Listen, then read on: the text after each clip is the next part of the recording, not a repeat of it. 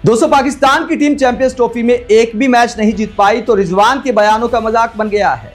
पाकिस्तान के कप्तान ने ऐसे बयान दिए हैं कि सुनने वालों का दिमाग हिल जाए। मोहम्मद यूसुफ जैसे क्रिकेट एक्सपर्ट्स उनके बयान सुनकर उनकी तुलना कॉमेडियन से कर रहे हैं। पाकिस्तान की टीम को उम्मीद थी कि शायद बांग्लादेश के खिलाफ एक जीत मिल जाए, जीत के साथ टूर्नामेंट खत्म हो, लेकिन बारिश के चलते मैच नहीं हो पाया और 4 टीमों के एक ग्रुप में पाकिस्तान की टीम चौथे नंबर पर रही। चैंपियंस ट्रॉफी के ग्रुप ए में फिलहाल न्यूजीलैंड पहले नंबर पर है, इंडिया दूसरे नंबर पर है। तीसरे पायदान पर नेट रन रेट के आधार पर बांग्लादेश की टीम रही, क्योंकि बुरी हार के मामले में बांग्लादेश बेहतर रहा पाकिस्तान से। इंडिया और न्यूजीलैंड में जो आखिरी मैच जीतेगा वो टीम ग्रुप में पहले नंबर पर रहेगी। पाकिस्तान की टीम चौथे नंबर पर रही तो रिजवान से ऐसे सवाल पूछे गए जिनका उनके पास कोई जवाब नहीं था। या तो हिले हुए जवाब थे या फिर जवाबों पर सकपका गए मोहम्मद रिजवान। मोहम्मद रिजवान से जब पाकिस्तान के शर्मिंदा करने वाले प्रदर्शन पर सवाल पूछा गया तो मोहम्मद रिजवान ने एकदम से हिला हुआ जवाब देते हुए क्या कहा, जरा सुनिए।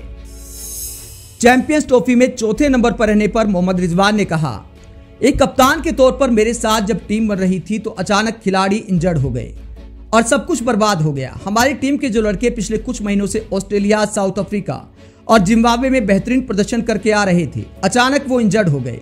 बतौर कप्तान मैं ये कह सकता हूं कि हाँ, इससे काफी नुकसान हुआ, लेकिन ये कोई बहाना नहीं हो सकता। उम्मीद करता हूं कि जो गलतियां हमने इस टूर्नामेंट में की है उसमें सुधार करेंगे। न्यूजीलैंड के सामने हमने घर में जो भी गलतियां की, अब उसे आगे आने वाले न्यूजीलैंड दौरे पर उनकी टीम के सामने नहीं करेंगे और आगे बढ़ने की तरफ देखेंगे। हम अच्छा प्रदर्शन करना चाहते थे, लेकिन ऐसा कुछ नहीं हुआ।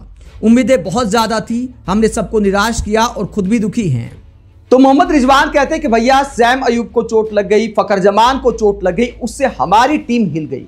और इस तरह के बयान दिखाते हैं कि दरअसल पाकिस्तान के कप्तान हिले हुए हैं। इन बातों का आखिरकार क्या लॉजिक है? जब यह कहा मोहम्मद रिजवान ने कि कुछ खिलाड़ी इंजर्ड हुए तो हम हिल गए, उसके बाद सवाल पूछा कि भैया हिल क्यों गए, क्या आपके पास बेंच स्ट्रेंथ नहीं है? तो मोहम्मद रिजवान इस सवाल पर सकपका गए और क्या कहा, जरा सुनिए। बेंच स्ट्रेंथ को लेकर मोहम्मद रिजवान ने कहा, पाकिस्तान में बेंच स्ट्रेंथ अगर मैं सच कहूं तो मुझे पाकिस्तान कप की 5 टीमों को देखने दीजिए।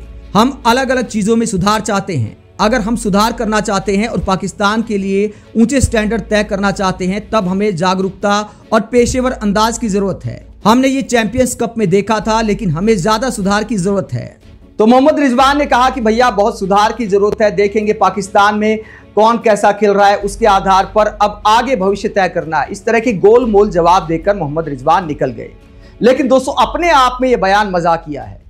मतलब सैम अयूब कल के लड़के हैं, हालांकि टैलेंटेड लड़के हैं, इस बात में कोई दो राय नहीं है, लेकिन एक साउथ अफ्रीका के खिलाफ सीरीज में अपने दम पर सीरीज जिताई सैम अयूब ने, इस बात में कोई दो राय नहीं है। लेकिन क्या पाकिस्तान का फ्यूचर फिर सैम अयूब पर ही डिपेंड हो गया है? मैं इंडिया का उदाहरण देता हूं मोहम्मद रिजवान को। इंडिया में अगर विराट कोहली इंजर्ड हो जाए, शुभमन गिल इंजर्ड हो जाए, रोहित शर्मा इंजर्ड हो जाए, 19-20 का फर्क हो सकता है, लेकिन एक तगड़ी रिप्लेसमेंट ही आएगी टीम इंडिया में। 10 बल्लेबाज कतार में हैं, लोग हैरानी मानते। वसीम अकरम का एक बयान में सुन रहा था, वसीम अकरम ने कहा कि मैं हैरान हूं कि जायसवाल टीम से बाहर है, मैं हैरान हूं कि 37 बॉल में सेंचुरी मारने वाला अभिषेक शर्मा टीम से बाहर है। तो इस तरह के बयान पाकिस्तानी क्रिकेट एक्सपर्ट्स के आ रहे हैं। मोहम्मद रिजवान का मजाक बन गया है। जब भारत के खिलाफ हार के बाद मोहम्मद रिजवान ने यह सब कहा था कि देखिए उनकी टीम में भी 3 ऑलराउंडर हैं, हमारी टीम में भी 3 ऑलराउंडर थे। खुशदिल शाह की तुलना मोहम्मद रिजवान रविंद्र जडेजा से कर रहे थे, अक्षर पटेल से कर रहे थे, सलमान अली आगा की तुलना। तो उसके बाद मोहम्मद यूसुफ ने कहा कि दुनिया हंसती है, ये कप्तान है या कॉमेडियन है, कॉमेडी कर रहे हैं, लॉजिकल बातें कर रहे हैं। इस तरह की बातें प्रेस कॉन्फ्रेंस में देश का मजाक बनाती हैं, दुनिया हंसेगी ऐसी बातों पर। यह मोहम्मद यूसुफ का बयान सामने आया था। वो मोहम्मद रिजवान की तुलना कॉमेडियन से कर रहे और वाकई मोहम्मद रिजवान के बयान समझ नहीं आते। ओवर कॉन्फिडेंस कमाल का है। मोहम्मद यूसुफ ने कहा कि कभी कहते बहादुरी उनकी ज्यादा थी, उनकी मेहनत ज्यादा थी। भैया बहादुरी से मैच नहीं जीते जाते, टेक्निक से जीते जाते हैं। रिजवान की बखियां उधेड़ दी मोहम्मद यूसुफ ने, कहा कि एक साइड के लप्पेबाज प्लेयर हैं, ऑफ साइड में तो खेलना ही नहीं जानते, सारे लप्पे लेग साइड में लगाने की कोशिश करते हैं, इसीलिए एक्सपोज हो जाते हैं, इसीलिए सिंगल डबल नहीं ले पाते। तो सवाल उठ रहे हैं सीनियर खिलाड़ियों पर, बाबर आजम पर, मोहम्मद रिजवान पर। और मोहम्मद रिजवान कहते हैं कि भैया सैम अयूब नहीं था, इसीलिए अच्छा प्रदर्शन नहीं कर पाए। क्या पाकिस्तान की टीम नए लड़के पर ही डिपेंड करती है? एक लड़का बाहर, कप्तान कहते कि भैया पूरी टीम हिल गई हमारी। ऐसे कौन कप्तान बोलता है? अगर आपके पास कोई लॉजिकल जवाब नहीं है तो आप ये बोल सकते कि भैया सामने वाली टीम बेहतर खेली, आगे कोशिश करेंगे बेहतर करने की। लेकिन यह कहना कि फला खिलाड़ी इंजर्ड हो गया, हमारी तो टीम हिल गई, हम दिमाग से हिल गए, यह दिखाता है कि मोहम्मद रिजवान खुद कितने हिले हुए कप्तान हैं। बेहतर यही है कि पाकिस्तान का कप्तान भी बदला जाए, तभी पाकिस्तानी टीम का उद्धार हो सकता है। एक बयान मुझे याद आ गया, एक इंटरव्यू दिया था कुछ समय पहले इमामुल हक ने, काफी वायरल हो रही है वो क्लिप, जिसमें पूछा गया कि आपकी टीम में आपको लीडर कौन लगता है, मतलब लीडर की छवि किसकी लगती है। मान लीजिए टीम इंडिया में कोई पूछे तो कई लोग विराट कोहली का नाम लेंगे, कोई रोहित शर्मा का नाम लेंगे कि लीडर वाली बात है उनमें। तो इमामुल हक कहते हैं, पाकिस्तान के जो ओपनर बल्लेबाज फखर जमान के इंजर्ड होने के बाद अभी खेले थे, इंडिया के खिलाफ मैच भी खेले थे, उन्होंने कहा लीडर कौन ही होगा, सारे आपस में लड़ रहे हैं। ये कहकर वो हंसने लगे थे। तो जब टीम के खिलाड़ी कहते कि आपस में लड़ाई चल रही है तो टीम ऊपर आखिरकार कैसे जा सकती है।